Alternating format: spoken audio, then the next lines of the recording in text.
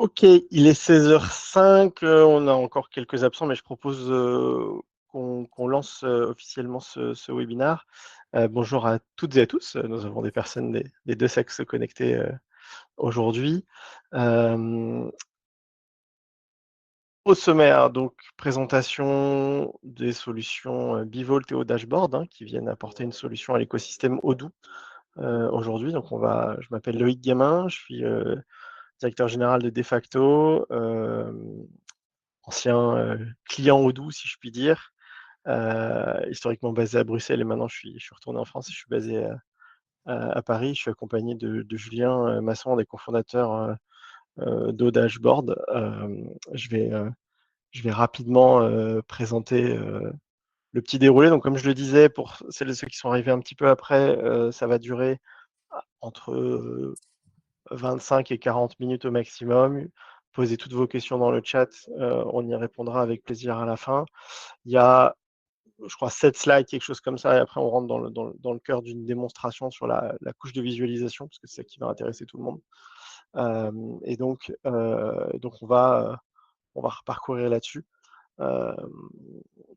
Voilà. En petit propos introductif, je vais présenter Defacto, qui est je vais dire, un peu connu dans l'écosystème Odoo. Defacto, c'est une société franco-belge qui a 25 ans, du conseil en banque et assurance.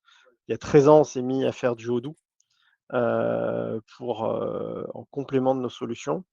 Et donc, on avait plutôt une spécialisation sur les projets complexes de grande envergure. Donc, si vous connaissez bien Odoo, ce que je suppose, plutôt à l'inverse de ce que prône l'éditeur. Donc, nous, on allait plutôt chercher des grands comptes et intégrer Odoo dans un écosystème complexe. En parallèle de ça, on est éditeur logiciel de nos solutions, Bivolt et ProPilot. Aujourd'hui, on vous présente Bivolt. Point important pour le lancement de cette offre conjointe avec Au Dashboard, qu'on commence à annoncer, ça sera public dans quelques jours, quelques semaines encore, le plan de com est adhéré. On a cessé notre activité Odoo, donc on a cédé ça à un autre partenaire, on va largement communiquer dessus dans les jours à venir. Mais en tout cas, ce qui est sûr je sais qu'il y a à la fois des clients finaux et des partenaires intégrateurs Odoo, on ne sera pas en concurrence potentiellement sur des projets similaires puisque on, on arrête directement cette activité et notre portefeuille client et RH a été cédé. Je vais laisser très rapidement Julien présenter au dashboard à vous. Bonjour à tous. Donc effectivement, moi je suis l'un des trois cofondateurs de O Solutions. O Solutions est né d'un constat où on avait effectivement plusieurs fois retour du manque de KPI dans Odoo, soit peut-être pas assez performant, soit ennuyant parce qu'il fallait exporter vers de logiciels tierces comme Power BI et tout ça. Et donc, on sortait en fait de l'idée de Odoo de sortir de tout l'écosystème de Odoo qui était un peu ennuyant. Et donc, on a décidé de créer, il y a un peu plus d'un an maintenant, au dashboard afin de résoudre cette problématique pour pouvoir effectivement avoir des KPI au sein de Odoo. Et alors, on va le voir ici dans la démo et dans les prochains slides que on peut avoir différentes sources pour avoir différents environnements qui coïncident au sein de Odoo. Donc, pour en parler un peu de aux solutions, on est trois cofondateurs qui avons 7 ans et 8 ans d'expérience dans l'écosystème de Odoo. On a travaillé avec différents partenaires sur différents projets complexes. Et donc, on a décidé de s'associer afin de proposer un outil performant, un outil de BI sur le marché de l'écosystème Odoo. Donc, on est ancré en Belgique, dans le Brabant wallon. Et donc, voilà.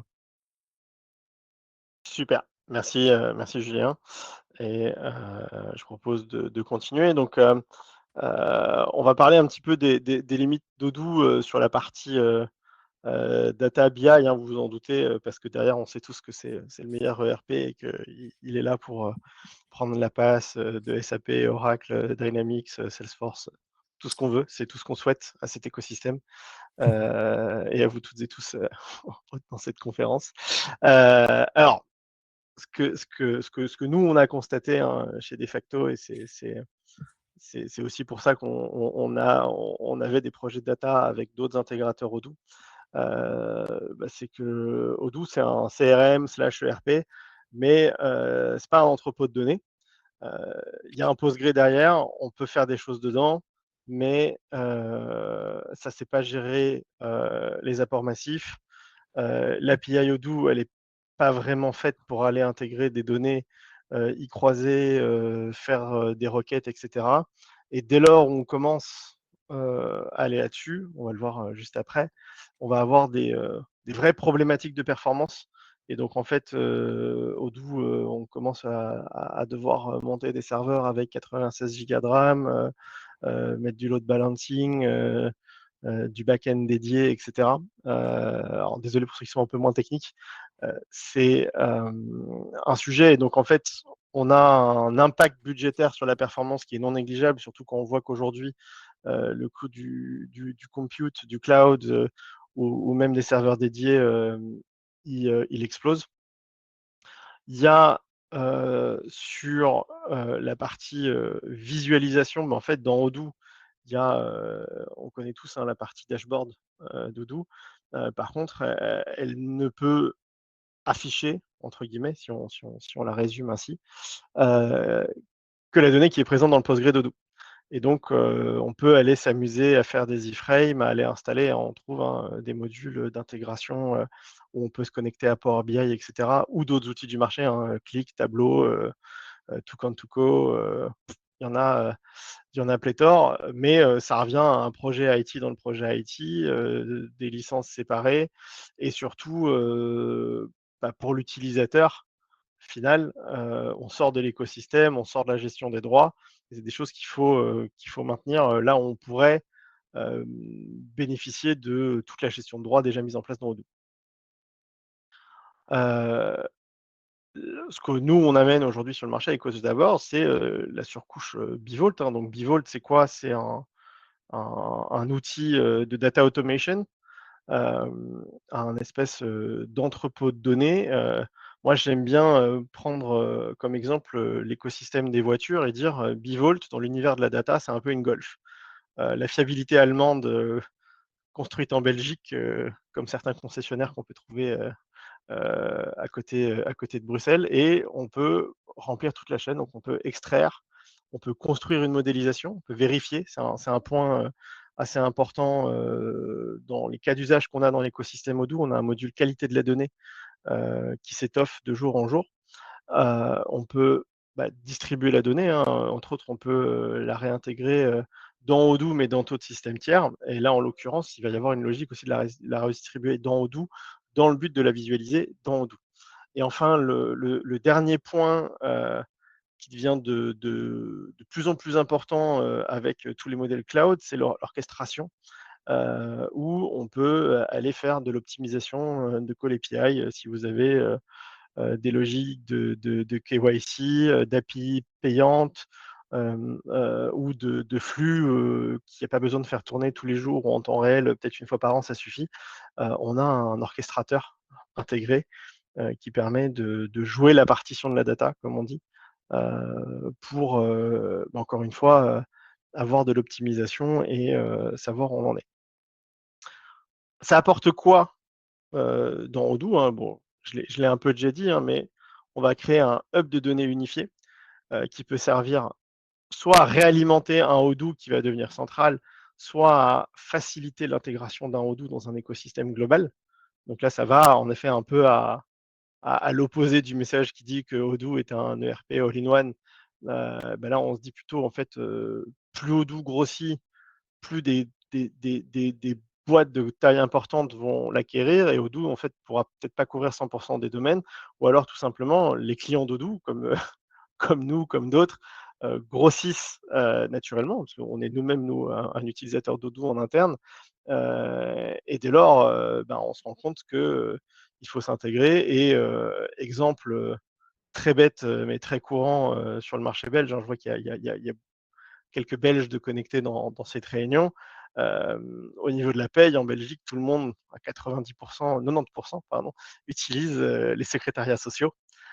Et donc, là, il faut, si on veut aller avoir un système unifié, il faut commencer à se connecter aux API des SDWorks, de Partenamut, etc., qui on veut. L'autre point, c'est l'optimisation des performances. Pourquoi? Parce qu'on va plus aller attaquer le PostgreDodoo, on va faire toute la gestion des données dans l'entrepôt de données directement. C'est là aussi on va mettre le stockage et on va renvoyer à Odoo que ce qui est suffisant. Et le dernier point que j'ai déjà mentionné, l'optimisation des calls API, mais aussi de manière plus générale de l'ensemble des API, puisqu'en fait, vous pourriez avoir plus qu'une seule API à maintenir dans Odoo, ce qui fait que quand vous avez les phases de migration tous les 3 ans, si avant vous aviez 20 API en fait, qui ne bougent pas trop, quand vous devez migrer votre Odoo, vous migrez qu'une API au lieu de potentiellement en migrer 19 si il y avait 19 API à migrer, à réévaluer, etc. C'est aussi potentiellement pas les mêmes ressources qui peuvent travailler, donc aussi pour vous en termes que ce soit partenaire ou client finaux, pardon, vous pouvez aller voir là-dessus. Le prérequis pour utiliser Bivolt, c'est le SQL et une mini formation à la modélisation de données. Mais aujourd'hui, avec l'IA, même des profils non data architectes tels que moi je suis, plutôt en profil business, pouvons nous amuser à faire des jolis modèles de données et les injecter directement avec les métadonnées, donc sans fuite de données ou quoi que ce soit. On s'est rendu compte quand on a avancé dans notre chemin autour de Bivol dans l'écosystème Odoo, c'est bon, nous tout d'abord on avait un problème en tant que partenaire Odoo, tout le monde nous disait attention, je ne vais pas faire rentrer le loup dans la bergerie quand on allait démarcher des partenaires. Et potentiellement, on avait des prospects potentiels qui nous disaient moi je suis très content de mon partenaire Odoo, j'ai pas envie d'en changer et je veux pas. Donc c'est pour ça qu'on a arrêté. Et très vite, quand on a passé cette première barrière chez Defacto, on s'est rendu compte que ce que cherchaient les gens avant tout, c'était à visualiser les données. Et donc on a des clients, on va dire de taille plus importante, qui commençaient à être outillés en BI avec du Qlik, du Tableau, du Power BI, etc. Mais toujours compliqué d'avoir les licences en fonction des modèles qu'il y avait, ça coûtait cher. On voit aussi que le modèle Power BI, qui est vraiment en train de dominer le marché en Europe, aujourd'hui, il y a un peu une mouvance à vouloir quitter Microsoft partiellement, si on peut dire ça de manière aisée, mais aussi de, comment dire, il y a l'optimisation des coûts de licence qui devient compliqué, hein. Power BI, il y a plusieurs niveaux de licence et à la fin, il faut jusqu'à aller acheter des licences serveurs à 40 000 € plus un coût par utilisateur. Et tout ça va dépendre de votre volume de données, pas nécessairement de votre nombre d'utilisateurs. Donc, ce que nous, on a cherché, on s'est dit d'abord au début, on allait le développer, puis en fait, on a rencontré dans la sphère belge au dashboard et on a étudié leur outil, on l'a testé, on l'a installé en interne, on l'a beaucoup poussé pour arriver aujourd'hui à cette présentation et entre guillemets, ce premier webinaire, parce on va en faire d'autres, pour montrer une chaîne constante avec au dashboard qui peut, pour des clients qui n'auraient pas besoin d'une surcouche Bivolt, fonctionner en stand-alone complet, hein, comme ils le font déjà. Là, c'est vraiment l'idée de, si on veut rajouter du volume, de la complexité et cette surcouche d'entrepôt. Plutôt que d'essayer de parasser et de survendre les choses, je vais proposer à Julien de reprendre la main sur la présentation et qu'il vous fasse directement la démonstration en live. Parce que c'est vrai que la partie modélisation de données, elle est pas très fun. La partie création de BI, vous allez voir, c'est ce qui nous a nous convaincus chez Defacto. Et ça va beaucoup plus vite que sur Power BI ou autre. Vas-y, Merci Julien. Loïc. Je reprends la main du coup. Effectivement, comme l'a dit Loïc, moi je vais vous proposer ici que on arrive dans un Odoo et qu'on traverse, qu'on fasse un petit cheminement à travers les différentes fonctionnalités de base, mais surtout qu'on construise ensemble un dashboard afin que vous voyez vraiment les fonctionnalités et la simplicité, l'ergonomie de l'outil qui permet vraiment de construire un dashboard de A à Z avec des filtres dynamiques. Du coup, Loïc, je vais reprendre la main pour partager mon écran. Hop. Donc, normalement, Loïc, tu peux me confirmer si mon écran apparaît bien. Pardon. Oui, oui, c'est nickel. Ah, Voilà. t'étais mute. Ok. Donc voilà, ici, on se retrouve dans un Odoo V19, des plus simples, avec plusieurs applications connectées, enfin, plusieurs applications installées et configurées. Et alors, dans ce dashboard de Odoo, on retrouve notre icône ici au dashboard avec le module qui a été installé, dans lequel on peut naviguer afin effectivement d'arriver dans notre module au dashboard. Alors, le module, il se veut vraiment, comme je le disais, le plus simple, le plus ergonomique possible. Donc, on n'a pas des menus dans tous les sens. L'idée, c'est d'avoir un panel administratif à gauche. Dans la partie supérieure du panel administratif, il y a en fait la partie navigation en 2 étages avec les sections et les dashboards. Donc, les dashboards peuvent être regroupés par thème dans des sections. Et alors, dans la partie inférieure, plus, bien sûr, si on est connecté, avec les droits nécessaires, la partie configuration où on va pouvoir connecter et configurer les sources. On va le voir après exactement ce que c'est. Et alors, la partie question qui va vraiment nous intéresser le plus, tout simplement parce que c'est là où la magie opère. Donc ici, si par exemple je navigue, donc dans la partie droite, c'est vraiment tout ce qui va être affiché.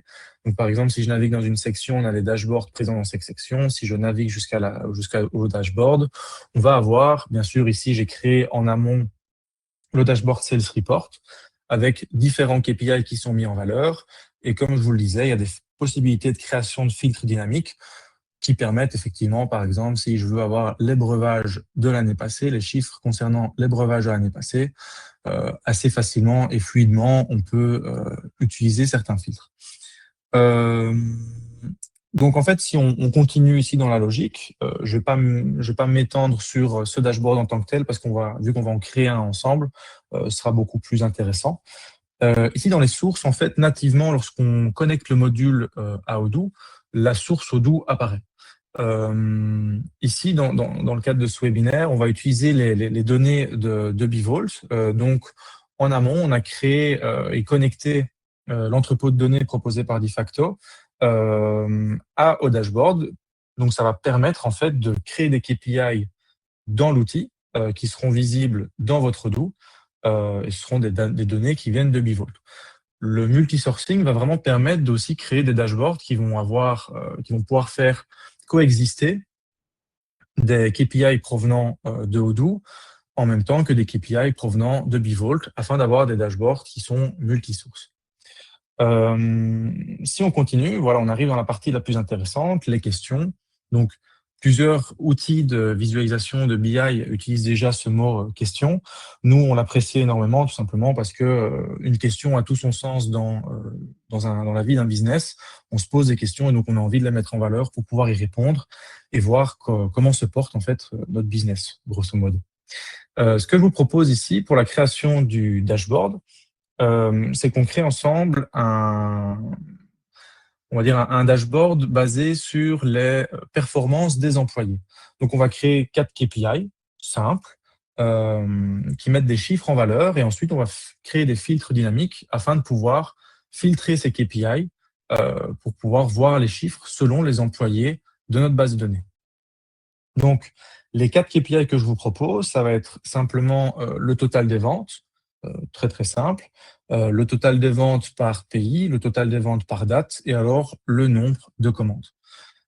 Ici, les KPI sont simples. On va dire qu'on a 15 minutes devant nous, donc je ne vais pas non plus créer des choses trop complexes qui prendraient trop de temps ou on s'y perdrait dedans. Donc simplement, pour créer une nouvelle question, ici, je vais cliquer sur Nouvelle question et sélectionner la source qui m'intéresse. Dans notre cadre ici du webinaire, on va utiliser les données provenant de Bvault, donc j'utilise la source Bvault. Et ensuite, on arrive dans un écran très, très vierge, très blanc, qui va nous permettre de créer notre question étape par étape. Alors, petite parenthèse, tout le monde dans l'audience n'est pas forcément technique, donc je ne vais pas forcément m'épiloguer sur la fonctionnalité, mais pour les personnes qui sont plus aguerries au niveau de la data visualisation et tout ça, et qui aiment le SQL, comme le disait Loïc, il y a des possibilités aussi d'écrire des requêtes SQL en étant fort aidé par l'IA, donc c'est des fois aussi très pratique. Il y a moyen de faire un switch SQL afin de créer votre requête à la base en SQL. Il y a l'autocomplétion sur les différentes tables de la source que vous avez sélectionnée et ensuite de la mettre en visualisation. Ici, nous, dans notre cadre, on va utiliser le builder parce que vous allez voir, c'est quand même plus visuel. La première étape dans le builder pour créer une question, elle est très simple, ça va être de sélectionner la table. La table, en fait, selon la source que vous allez sélectionner, si vous utilisez une source Odoo, vous allez voir vos tables provenant d'Odoo, comme Sellorder, AccountMove, Sellorderline. Ici, on est dans le cadre de Bivol, donc peut-être que certaines tables vous parleront moins, quoique les tables sont quand même fort relatives par rapport à ce qui provient de Odoo. Donc moi, je vais partir pour mon premier KPI, qui est mon total de vente. Je vais partir du modèle Sellorderline. Donc ici, on voit IMFACT Sellorderline. Je vais la sélectionner. On voit que des nouveaux éléments apparaissent, les éléments colonne, filtre et group by. Le premier élément qu'on va sélectionner, c'est vraiment la colonne qu'on veut venir afficher dans notre visualisation, donc dans la construction de notre KPI. Nous, ici, vu qu'on va faire un total des ventes, très simple, on va venir chercher la colonne montant. Je vais ajouter cette colonne. On va déjà pouvoir faire un execute. Et on voit qu'en fait, on vient très rapidement récupérer tous les montants de toutes les commandes, de toutes les lignes de commandes, pardon, qui sont présents dans la base de données. Bien sûr, ça ne nous intéresse pas à cet état-là. Ce qu'on va plutôt faire, c'est venir faire une somme sur tous ces montants-là. Donc, pour chaque colonne que vous aurez ajoutée, vous pourrez bien sûr venir faire une agrégation via les différentes agrégations comme somme, moyenne, count, consistent, min, max, selon ce que vous avez envie de mettre en valeur dans votre KPI. Ici, on va rester sur ce KPI très simple parce que vous allez voir qu'après, grâce au filtre dynamique, on va pouvoir les affiner. Je vais la mettre en visualisation. Donc ici, c'est simplement la construction de ma table. Une fois que je suis content du résultat, je vais le mettre en visualisation. En passage en visualisation, on a les différents charts ou indicateurs qui sont disponibles pour les mettre en valeur. Ici, moi, ce qui m'intéresse, en fait, c'est effectivement la valeur. Ici, on est dans une valeur monétaire, donc je vais venir rajouter, car sur n'importe quel charte ou indicateur, donc KPI, nous allons pouvoir le modifier, ajouter des paramètres afin d'avoir un affichage qui nous convient. Moi, ici, sur le premier, je vais faire quelque chose de très simple. Je vais venir simplement rajouter 1 euro. Je vais venir le sauvegarder en total des ventes. Je le sauvegarde. Ma première question a été créée. Mes 2 autres questions sont relatives à cette première question, tout simplement parce que moi, ce qui m'intéresse, c'est le total des ventes par pays et par date. Donc, simplement, ce que je vais faire pour gagner du temps, je vais venir faire une duplication de ma première question. Je vais venir la renommer. Hop, hop. Et je vais mettre by country pour faire celle par pays. Je vais venir éditer ma query. Je vais repasser en construction. Et là, on va passer dans le group by. Le group by va permettre en fait de splitter ce montant par rapport à une valeur qui nous intéresse. Dans notre cas, nous, ce qui nous intéresse, c'est de splitter cette valeur par pays. Ici, on va arriver dans une nuance qui est très similaire à Odoo. Donc, en fait, on peut passer à travers les différents modèles. Dans Odoo, c'est ce qu'on appelle les many-to-one. La relation many-to-one permet de passer d'un modèle, grâce à un champ qui est lié à un autre modèle, dans l'autre modèle. Ici, malgré que ce soit une connexion avec Bivol, l'idée est pareille. Les tables sont liées par des champs qui se référencent les uns les autres. Moi, je sais que mes pays sont proposés dans la table des customers, donc des clients. Donc, je vais venir utiliser la petite flèche ici pour traverser ce champ afin d'arriver dans son modèle. Ici, ensuite, je vais simplement pouvoir venir récupérer le champ country. Ici, donc, on voit que mon montant se split par country. Moi, ce qui m'intéresse, en fait, c'est d'avoir peut-être le plus de ventes, avoir un max min, et donc venir faire un sort pour que le plus grand montant soit le premier. Je vais le mettre en visualisation. En indicateur value, c'est pas forcément intéressant. Donc, ce que je vais vous proposer, c'est de mettre en horizontal bar. Ici, horizontal bar, on peut voir qu'il a affiché les 10 premiers et les autres, il les a concaténés, il les a fait une somme de tous les autres dans un groupe autre. Tout ceci est toujours bien sûr configurable via le petit engrenage en faisant un display. Si par exemple, je voulais un maximum de 20 bars, j'aurais pu le mettre. Si ce qui va plutôt m'intéresser, c'est d'affiner le KPI en mettant peut-être que les valeurs, pour avoir une meilleure précision sans devoir aller au survol, d'avoir les montants totaux. Je vais venir sauvegarder car ce KPI me convient très bien et je vais venir créer le troisième. Donc, je vais faire une duplication. Ici, on a compris l'idée. Je vais venir renommer pour dire by date et venir faire une edit query, repasser en construction, faire un group by. Cette fois-ci, la date, comme dans Odoo, ici on est sur les lines, elle se trouve sur le modèle parent, donc des commandes. Je vais passer à travers les commandes, je vais venir rechercher le champ date Je vais venir l'ajouter. Et ici, on voit que les dates sont un peu dans le désordre et ne sont pas forcément bien concaténées. Ce que je vais utiliser, c'est la granularité. Donc, j'ai une option de granularité grâce au filtre date, grâce au groupe by date. Et moi, ce qui m'intéresse, j'ai pas mal de données. En jours et en week, en jours et en semaine, ce sera peut-être un petit peu trop important. En année, ce sera peut-être trop peu. Donc, je vais plutôt utiliser les mois. Ici, je vais faire comme la dernière fois sur mes montants, mais cette fois-ci sur les dates. Je vais venir dire, moi, je veux que ce soit la date la plus ancienne jusqu'à la plus récente. Une fois que je suis content de mes montants, de mon tableau de construction, je vais venir faire une visualisation. Cette fois-ci, ce qui va nous intéresser plutôt, c'est l'AREA. Ici, je vais également faire un petit ajustement sur mon graphique afin de rajouter un goal line. Un goal line, vous allez voir que dans un premier temps, ça va pas être très intéressant parce que en fait, ici, je récupère les valeurs de tout le monde. Donc, ce sont des valeurs très hautes. Mais grâce à notre fil dynamique qu'on va créer par après, on va vraiment pouvoir affiner ces valeurs. Donc, en fait, ici, je vais faire un filtre à 5000 en disant, ça, c'est ma monthly target que mes employés doivent atteindre chaque mois. Je vais le sauver. Hop, à 5000. Donc, on voyait que la barre était très basse, mais une fois qu'on aura affiné sur les employés, vous allez voir que ça prendra tout son sens. Et on va créer la dernière question qui n'est pas relative au total des ventes, c'est plutôt un nombre d'orders. Donc, je vais venir récupérer de nouveau ma source Bvault. Je vais partir de mes lines de nouveau, mais cette fois-ci, je vais venir prendre la colonne, passer dans les orders, prendre le order ID, hop, et venir faire un count distinct pour avoir vraiment le nombre de commandes que j'ai. Donc ici, j'en ai 1402. Je vais le mettre en visualisation. Je vais prendre une valeur, sauf que les décimales ne m'intéressent pas forcément parce que ce sont toujours des commandes entières. Donc, je vais venir sauver ceci et je vais mettre nombre de commandes. Je sauvegarde. Nos 4 KPI ont été créés. Ici, maintenant, on va arriver dans la partie un peu plus fun où on va créer le dashboard. Ce dashboard-là, employé performance, a tout son sens de venir se mettre dans la section management. On n'a pas envie que tout le monde vienne voir forcément ce dashboard.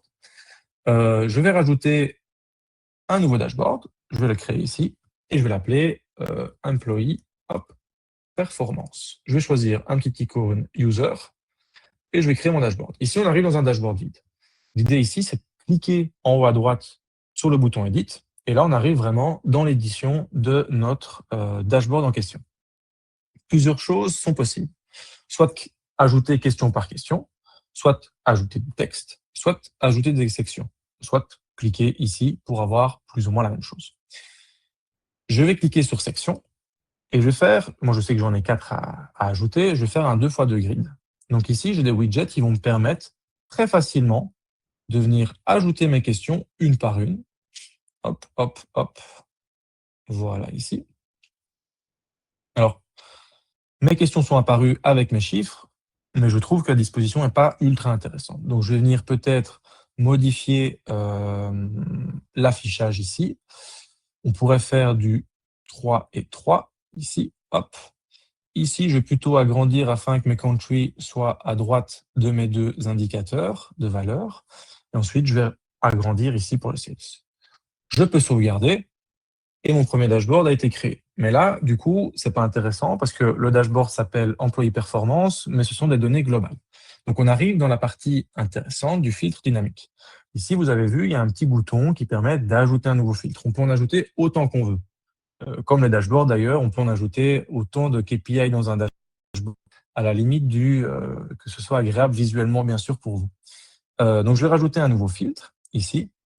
Donc, mon filtre ici, vous voyez que la disposition d'afficher est différente. Ici, à droite, j'ai la configuration du filtre, où je vais pouvoir lui donner un nom, un slug qui sera automatique afin de le lier à des questions qui soient en mode builder ou en mode SQL, et alors un type. Mon premier type, je vais faire vers les employés. Donc, je vais l'appeler employé. Ici, dans le slug, je vais mettre employé ID. La relation, je vais venir mettre une relation, parce que c'est vraiment les données d'une table qu'on veut venir récupérer. On va venir sélectionner la source, Bvault. On va venir récupérer la table en question. Donc, moi, ici, je sais que c'est les employés. Et alors, le champ qu'on veut récupérer afin d'afficher ces données. Donc, moi, je vais prendre le prénom des employés. Et donc, je vais venir sauvegarder ici. Donc, quand je cliquerai sur mon filtre, mes données provenant de ma base de données sont bien récupérées. Par contre, je n'ai pas encore lié mon filtre à mes KPI que j'ai rajoutés. Donc, si j'utilise un filtre ici, bah, il ne se passe rien. Ce qu'il faut faire, donc je retourne en mode édition, je reclique sur mon filtre afin de retourner en édition de filtre. Vous voyez qu'ici, il indique qu'il n'y a pas de colonne qui est liée. Donc, ce que je vais faire, tout simplement, je vais venir dire, bah, tu te lies simplement à la colonne des employés. Je vais le faire pour chacun de mes graphes, parce que j'ai envie que chacun de mes graphes soit dynamique par rapport au filtre. Je le sauvegarde. Et là, maintenant, si je refiltre sur Anne, on voit les filtres qui bougent dynamiquement. Ce qui pourrait être intéressant, parce que c'est souvent le cas, ce qu'on veut, c'est sur une période spécifique. Donc, je vais rajouter un deuxième filtre qui sera un filtre de date. Ici, dans le label, je vais écrire date. Le slug, je vais laisser date.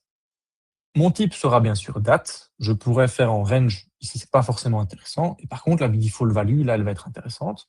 Tout simplement parce que je veux dire, par défaut, quand je rentre dans mon dashboard, je veux que ce soit filtré sur d'office les données de cette année. Donc, je vais sauvegarder. On voit que mon filtre s'est mis automatiquement. Et donc, maintenant, j'ai les données. J'ai oublié effectivement de lier mon filtre à mes KPI.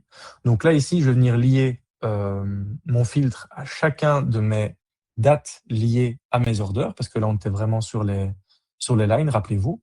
Donc, je remonte sur chacun de mes dates afin de dire, bah voilà, c'est cette colonne-là qui nous intéresse, cette date. On pourrait très bien utiliser d'autres dates si les KPI proviennent de différentes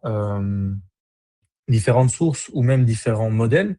On pourrait choisir cas par cas sur quel champ date on vient faire le filtre. Donc ça, c'est assez intéressant. Et donc, là maintenant, on voit ici effectivement que, toc, toc, toc, si je prends l'année passée, mes données changent. Bah, en fait, on va peut-être revenir sur cette année. Et donc, on va dire, bah voilà, les données de Anne nous intéressent cette année. On voit que, par exemple, notre target goal n'apparaît pas tout simplement parce qu'elle n'atteint pas les objectifs. Si, par exemple, je prends plutôt Clara, ici, on voit que notre monthly target a tout son sens parce qu'on voit mois par mois les performances de l'employé. Si je continue, ici, dans le cadre de la configuration de l'instance, on peut gérer les users et les access groups, qui seront très importants dans notre cas ici, d'avoir une section management. Donc, on voit ici que nos Odoo users, ceux qui ont accès au dashboard, donc il y a Marc Demo, Michel Admin et moi-même.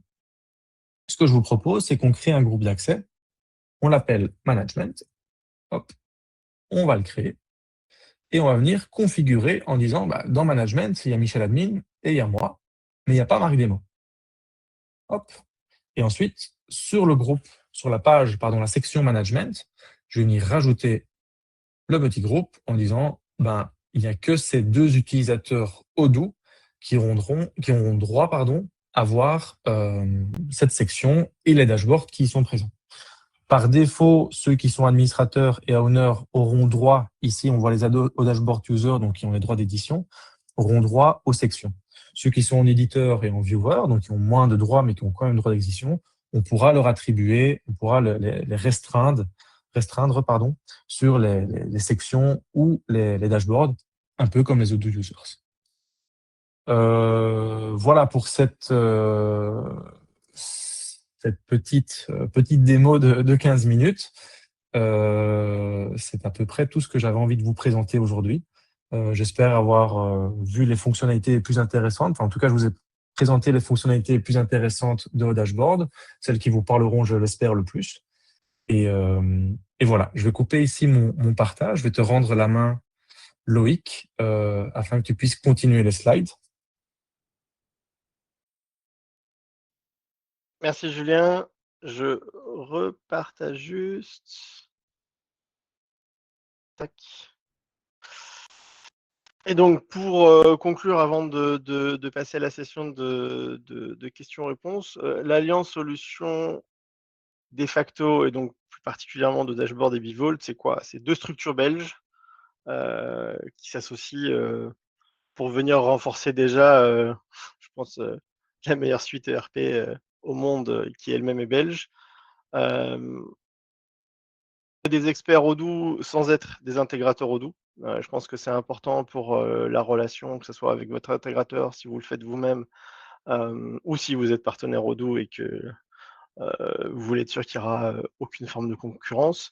On est un accélérateur, c'est-à-dire aujourd'hui, c'est un système qu'on a testé, qu'on a éprouvé, qu'on est en train de présenter à nos clients respectifs les uns et les autres. Je sais qu'il y a quelques clients de l'un et de l'autre qui sont présents ici.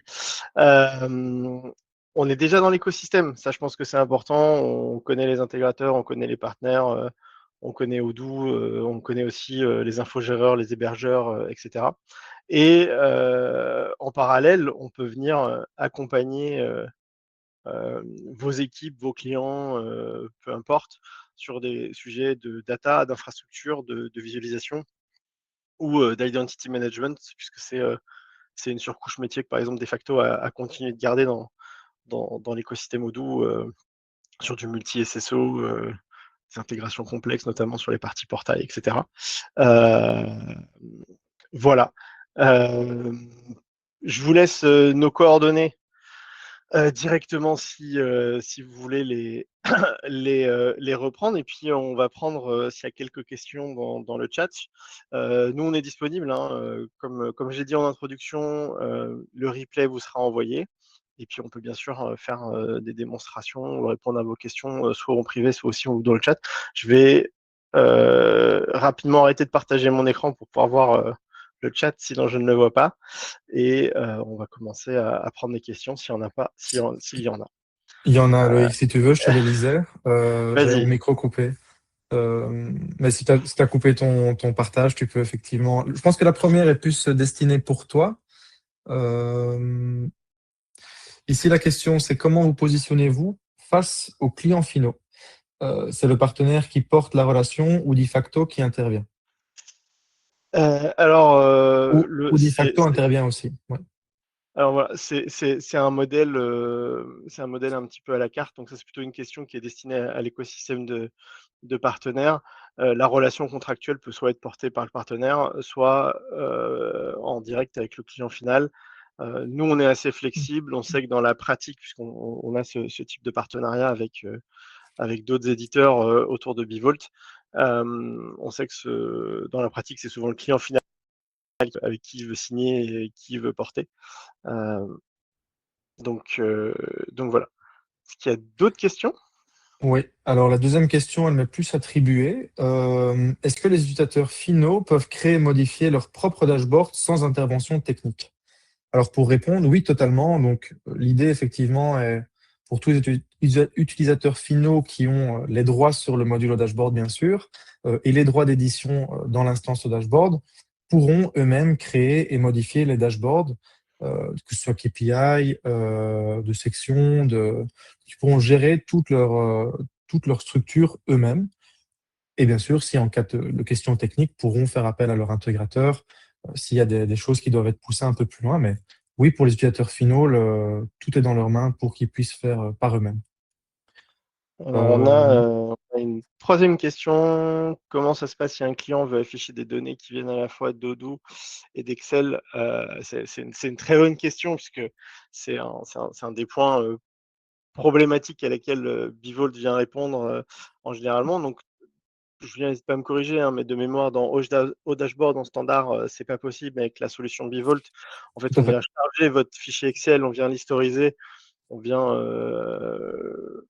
on va dire, le traiter. Et on parle soit du fichier Excel avec 20 colonnes, ou aussi bien le fichier Excel qui fait 20 MB, 150 onglets, des macros de partout, etc. Et donc, on peut du coup aller le visualiser dans une couche de reporting dédiée sur une partie des datas croisées avec Odoo directement euh, dans Odoo au travers de dashboard.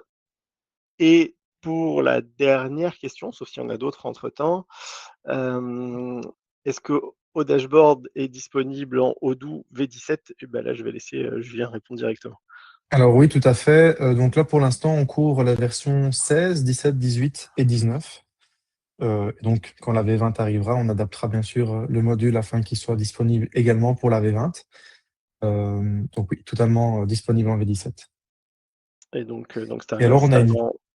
Vas-y. on a une question dans la conversation, Loïc, pas dans l'espace Q&A, qui est plutôt pour toi. Est-ce que Bivol précalcule les données en arrière-plan pour que les dashboards au dashboard s'affichent instantanément ou les requêtes sont exécutées en même temps, exécutées en réel à chaque ouverture? Là, c'est au choix. En fait, dans l'idéal, Bivolt va précalculer l'ensemble des informations en amont, encore une fois, pour optimiser, pour faire tourner ces batchs. Maintenant, si jamais vous faites appel au travers de Bivolt à un webhook ou à une solution de near real-time qui va demander que, entre guillemets, au dashboard fasse un call, à Bivol que lui-même fasse un call. Voilà. C'est un peu à la carte, si je puis dire, Ouais. même si la solution principale, nous, c'est qu'on précalcule les informations et qu'on les met à disposition de dashboard ou bien qu'on les renvoie à Odoo directement dans l'optique d'avoir un Odoo qui soit potentiellement constamment un jour ou autre. Voilà. Bah, écoutez, je crois qu'il y a plus de questions, donc on va vous envoyer directement la vidéo de ce webinaire et des éléments avec nos informations de contact. Non pas vendredi, mais plutôt en début de semaine, parce qu'on sait qu'en fin de semaine, surtout avec une météo pareille, avec la pluie qui s'annonce pour le week-end, on a tous envie de profiter. Donc, je vous dis à toutes et à tous à bientôt, j'espère. Et d'ici là, je vous souhaite une bonne fin de journée et au plaisir d'échanger avec vous, toutes et tous. Au revoir. Un tout grand merci, au revoir.